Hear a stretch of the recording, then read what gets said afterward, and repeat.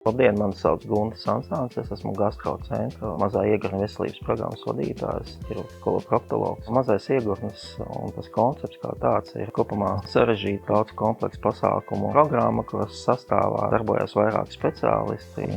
Mazā iegurņa veselības programmā viņa aptver praktiski visas vecuma grupas. Tās varbūt jaunas sievietes, kurām parādās hemoroīdi pēc dzemdībām vai grūtniecības laikā. Tie var būt jauni vīrieši, kas nodarbojas aktīvu sportu, tālbraucēji, kuriem ir proktoloģiskas problēmas. Tas var būt gados vecāki cilvēki.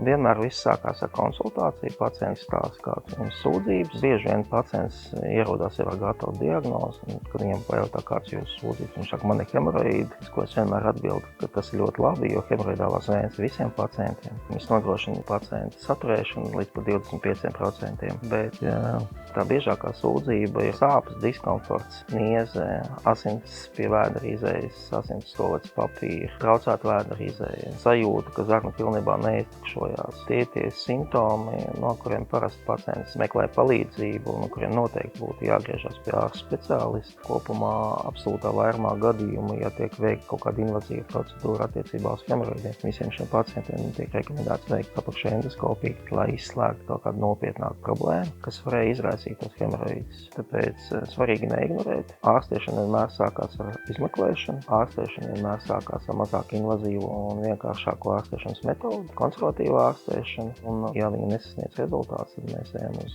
invazīvākām ārstēšanas metodēm līdz pat operācijām, bet operācija šajā iespējamā ārstēšanas etapos ir kā pēdējais piedāvājums. Ir skaidrs, ka proktoloģiskās problēmas un mazā iegurņa veselības problēmas skar tā intīmas zonas, un pacienti jūtās nedroši, un tas bieži vien ir pa iemeslu, kāpēc viņi atliek vizīti pie proktologa. Parasti grūtāk ir saņemties jaunām sievietēm, atnāk pie proktologa.